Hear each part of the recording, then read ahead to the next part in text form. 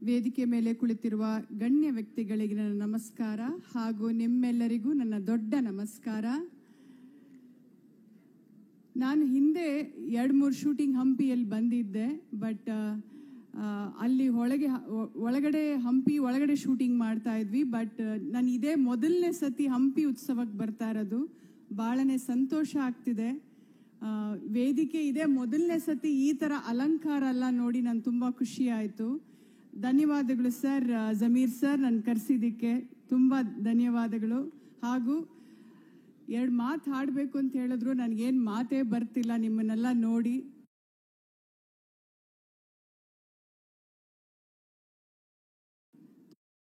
ತುಂಬ ಖುಷಿ ಆಯಿತು.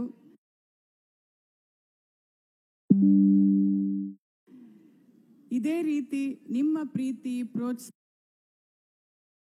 ಸದಾ ಕಲಾವಿದರ ಮೇಲೆ ಇರಲಿ ಅಂತ ಕೇಳ್ಕೊಂತ ನಾನು 2 ಮಾತನ್ನು ಮುಗಿಸ್ತಾ ಇದ್ದೀನಿ. ನಮಸ್ಕಾರ.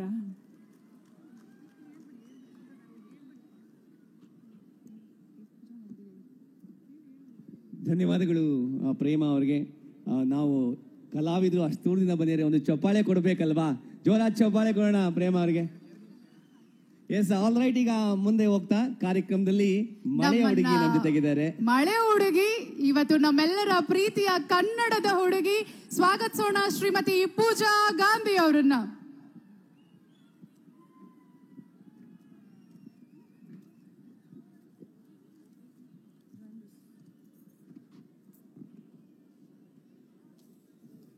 ವೇದಿಕೆ ಮೇಲೆ ಉಪಸ್ಥಿತರಿರುವ ಮಾನ್ಯ ಸಚಿವರಾದ ಶ್ರೀ ಜಮೀರ್ ಅಹಮದ್ ಸರ್ ಅವರಿಗೆ ನನ್ನ ನಮಸ್ಕಾರಗಳು.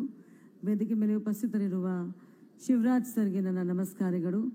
ವೇದಿಕೆ ಮೇಲೆ ಉಪಸ್ಥಿತರಿರುವ ಎಲ್ಲ ಹಿರಿಯರಿಗೆ, ಗಣ್ಯರಿಗೆ, ಮಾರ್ಗದರ್ಶಿಗಳಿಗೆ ನನ್ನ ನಮಸ್ಕಾರಗಳು ಅಂತ ಇಲ್ಲಿ ನೆರೆದಿರುವ ಎಲ್ಲ ಕನ್ನಡ ಮನಸ್ಸುಗಳಿಗೆ ನನ್ನ ಶಿರಸಾಷ್ಟಾಂಗ ನಮಸ್ಕಾರಗಳು.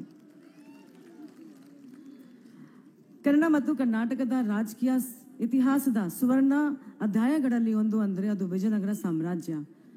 ವಿಜಯನಗರ ಸಾಮ್ರಾಜ್ಯದ ವಿಸ್ತಾರ, ಸಂಪತ್ತು, ವಿಶ್ವಖ್ಯಾತಿ ನಮ್ಮೆಲ್ಲರ ಹೆಮ್ಮೆ ಅಂತ ಹೇಳೋಕೆ ಇಷ್ಟಪಡ್ತೀನಿ. 15ನೇ ಶತಮಾನದ ವಿಶ್ವದ ನಂಬರ್ 1 ಸಾಮ್ರಾಜ್ಯ ನಮ್ಮ ಕನ್ನಡದು ಮತ್ತು ಕರ್ನಾಟಕದು ಆಗಿತ್ತು. ನಾವೆಲ್ಲರೂ ತುಂಬ ಹೆಮ್ಮೆ ಪಡುವಂಥ ವಿಷಯ. ರಾಜ್ಯ, ಸೈನ್ಯ, ಕಲೆ, ಸಾಹಿತ್ಯ, ಸಂಗೀತ, ದೇವಾಲಯಗಳು, ಹೀಗೆ ಮಾನವ ಜೀವನದ ಪ್ರತಿಯೊಂದು ವಿಭಾಗದಲ್ಲೂ ಯಶಸ್ಸು ಕಂಡ ವಿಜಯನಗರದ ಇತಿಹಾಸ ಮಾತ್ರ ಅಂತ ನಾನು ಹೇಳೋಕೆ ಇಷ್ಟಪಡ್ತೀನಿ. ಇತಿಹಾಸದ ಯಾವುದೇ ಸಂದರ್ಭನ ನಾವು ನೋಡಿದರೆ ಆ ರಾಜ್ಯದ, ಆ ದೇಶದ ಯಶಸ್ಸಿನ ಹಿಂದೆ ಒಂದು ದೊಡ್ಡ ಶಕ್ತಿಯಾಗಿ ಕೆಲಸ ಮಾಡುತ್ತೆ. ಅದು ಭಾಷೆ. ಭಾಷೆಯಿಂದ ಸಂವಹನ, ಭಾಷೆಯಿಂದ ಶಿಕ್ಷಣ, ಭಾಷೆಯಿಂದ ಅರಿವು, ಭಾಷೆಯಿಂದ ಜ್ಞಾನ, ಭಾಷೆಯಿಂದ ವಿಜ್ಞಾನ, ಭಾಷೆಯಿಂದ ತಂತ್ರಜ್ಞಾನ. ಆದ್ದರಿಂದ 500 ವರ್ಷಗಳಿಂದ ನಡ್ಕೊಂಡು ಬರ್ತಾ ಇರೋ ಈ ಹಂಪಿ ಸಮಾರಂಭ ಏನಿದೆ, ಇದು ಬರೀ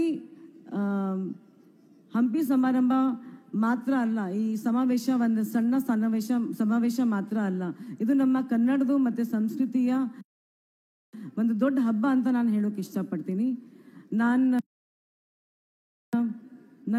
ಜಾಸ್ತಿ ಏನು ಮಾತಾಡಲ್ಲ. ನಿಮಗೋಸ್ಕರ ಒಂದು ವಚನ ಹೇಳಿ ನನ್ನ ಮಾತನ್ನ ಮುಗಿಸ್ತೀನಿ. ನಮ್ಮ ಹಂಪಿಯ ಉತ್ಸವದು ಎಷ್ಟು ದೊಡ್ಡದಾಗಿದೆ ಅಂದರೆ ಈ ಬಸವಣ್ಣನವರ ವಚನದ ಮುಖಾಂತರ ನಾನು ಇದನ್ನು ಹೇಳೋಕೆ ಇಷ್ಟಪಡ್ತೀನಿ.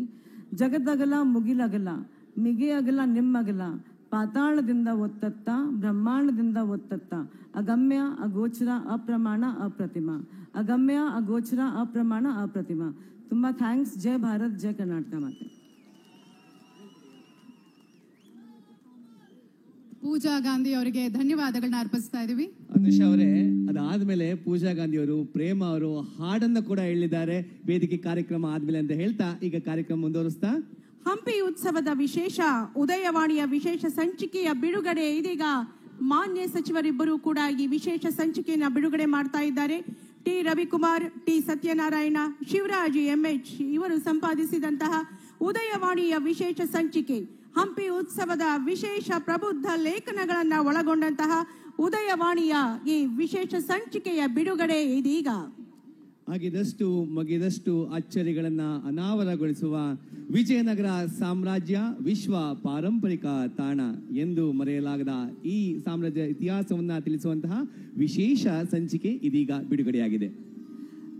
ಹಾಗೂ ಇದೀಗ ತಿರುಮಲ ವೆಂಕಟ ದೇವರಾಯರು ವಿರಚಿತ in the empire of the god king ಈ ಒಂದು ಪುಸ್ತಕವನ್ನ ಸಚಿವರು ಹಾಗೂ ಗಣ್ಯರು ಬಿಡುಗಡೆಗೊಳಿಸಬೇಕಾಗಿ ವಿನಂತಿಸಿಕೊಳ್ತಾ ಇದ್ದೀವಿ.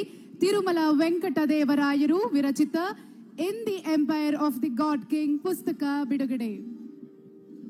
ಹಂಪಿ ಉತ್ಸವ 2025ರಲ್ಲಿ ಒಂದು ವಿಶೇಷ ಪುಸ್ತಕ in the empire of the god king ಇದೀಗ ವೇದಿಕೆಯಲ್ಲಿ ಮಾನ್ಯ ಸಚಿವರುಗಳಿಂದ ಬಿಡುಗಡೆ ಆಗ್ತಾ ಇದೆ.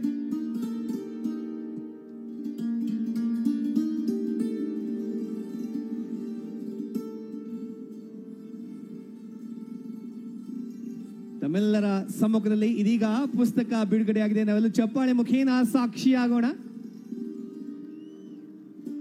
ಇನ್ the empire of the god king ಪುಸ್ತಕವನ್ನ ಬಿಡುಗಡೆಗೊಳಿಸಿದಂತ ಎಲ್ಲರಿಗೂ ಧನ್ಯವಾದಗಳನ್ನ ಅರ್ಪಿಸ್ತಾ ಇದೀಗ ಬಂಧುಗಳೇ, ವಿಜಯನಗರ ಸಾಮ್ರಾಜ್ಯದ ವಾಸ್ತುಶಿಲ್ಪದ ವೈಭವವನ್ನ ಬಿಂಬಿಸುವ ಹಂಪಿ ಉತ್ಸವದ ಪ್ರಧಾನ ವೇದಿಕೆ ಇದು. ಹಂಪಿಯ ಪ್ರಮುಖ ಸ್ಮಾರಕಗಳ ಸಮ್ಮಿಶ್ರಣವಾಗಿ ನಿರ್ಮಾಣಗೊಂಡಿರುವ ಈ ವೇದಿಕೆ ಇವತ್ತು ಇಷ್ಟು ಅದ್ದೂರಿಯಾಗಿ ಈ ಹಂಪಿ ಉತ್ಸವ ನಡೆಯಲು ಕಾರಣವಾಗಿರುವಂತಹ ಮಾನ್ಯ ವಸತಿ, ವಕ್ಫ್ ಹಾಗೂ ಅಲ್ಪಸಂಖ್ಯಾತರ ಕಲ್ಯಾಣ ಇಲಾಖೆ ಸಚಿವರು, ವಿಜಯನಗರ ಹಾಗೂ ಬಳ್ಳಾರಿ ಜಿಲ್ಲಾ ಉಸ್ತುವಾರಿ ಸಚಿವರು ಆಗಿರುವ ಮಾನ್ಯ ಶ್ರೀ BZ ಜಮೀರ್ ಅಹಮದ್ ಖಾನ್ ಅವರ ನುಡಿಗಳನ್ನೀಗ ಕೇಳೋಣ. ಸ್ವಾಗತಿಸಿ ಮಾನ್ಯ ಶ್ರೀ BZ ಜಮೀರ್ ಅಹಮದ್ ಖಾನ್ ಅವರನ್ನ. ಇಂದಿನ ಕಾರ್ಯಕ್ರಮದ ರೂವಾರಿಗಳಿಗೊಮ್ಮೆ ಜೋರಾದ ಚಪ್ಪಾಳೆಗಳು ಬರಬೇಕು.